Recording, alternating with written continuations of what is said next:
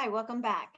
So this recording is to help primarily those completing the instructional APPW or CPPR. So again, remember that we're not going to edit directly from SharePoint. Instead, we're going to do the ellipses and download. So I've already done that. That's in video, the previous video. So now I'm going to make sure that I'm working from the Word document on my computer. And again, I've saved it to OneDrive, so I still have access to it via the cloud. But I want to make sure that I'm not working from this from SharePoint. Okay, so once I have it downloaded to my computer, I'm going to just show you how to do the data analysis portion.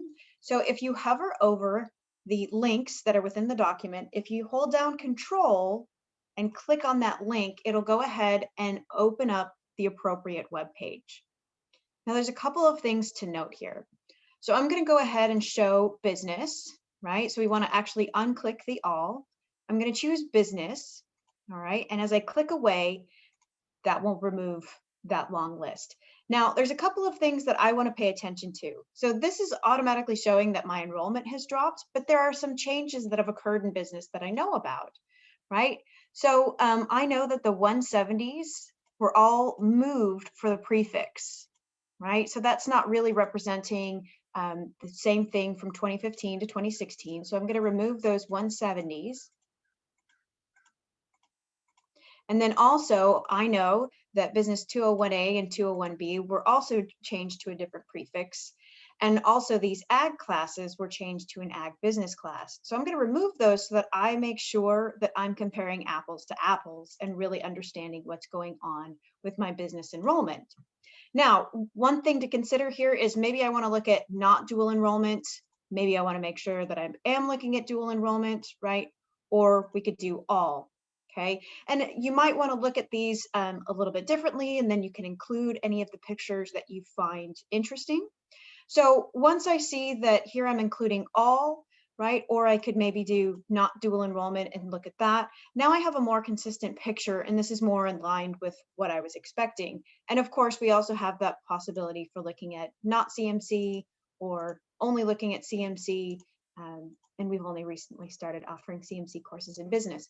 So now once I've started to look at what are the appropriate courses to include here, and of course you can drill down if you have one course that is your largest enrolled, you might want to answer to that one specifically.